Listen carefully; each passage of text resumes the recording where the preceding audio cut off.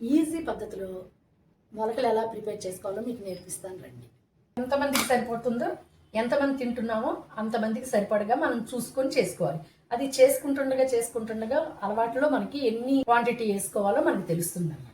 మా ఇంట్లో వరకు అయితే కనుక నాకు కుప్పెడు పెసలు, కొంచెం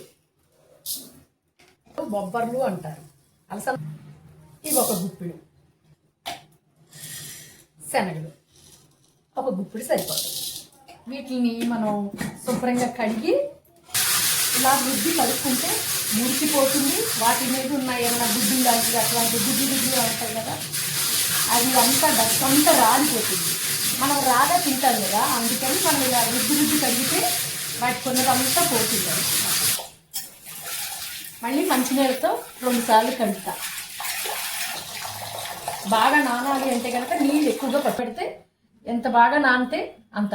అలా అని ఎక్కువ అవర్స్ అట్లా నానకూడదు, పాడైపోతాయి. అందుకని 9 నుంచి 10 అంతవరకే. ఇవి నానబెట్టుకున్నాం కదా, ఇలా వస్తుంది.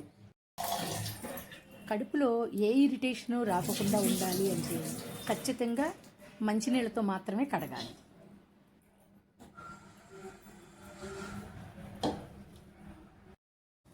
ఇవి మనం పొద్దున పూట నానబెట్టాం కదా, ఆ ఇత్తనాలు అన్నమాట.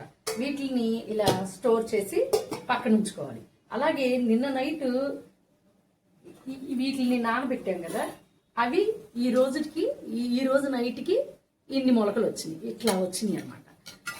అలాగే వీటిని ఎప్పుడు యూజ్ చేస్తాం? రేపు మార్నింగ్ మన బ్రేక్ఫాస్ట్కి ఉపయోగించే మొలకలు ఇవి అనమాట. రేపటికి ఇంకా బాగా వస్తాయి మొలకలు. సింపుల్గా అనిపించిందా మీకు? మొలకలు చేసుకునే విధానం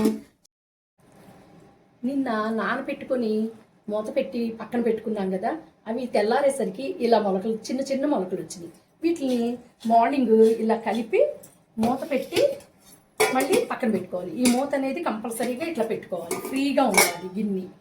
ఇలా పక్కన పెట్టుకొని, అలాగే మొన్న నైట్ నానబెట్టి పెట్టుకున్న గిన్నెలు చూడండి, ఇవాళకి ఎంత బాగా మొలకలు వచ్చినాయో.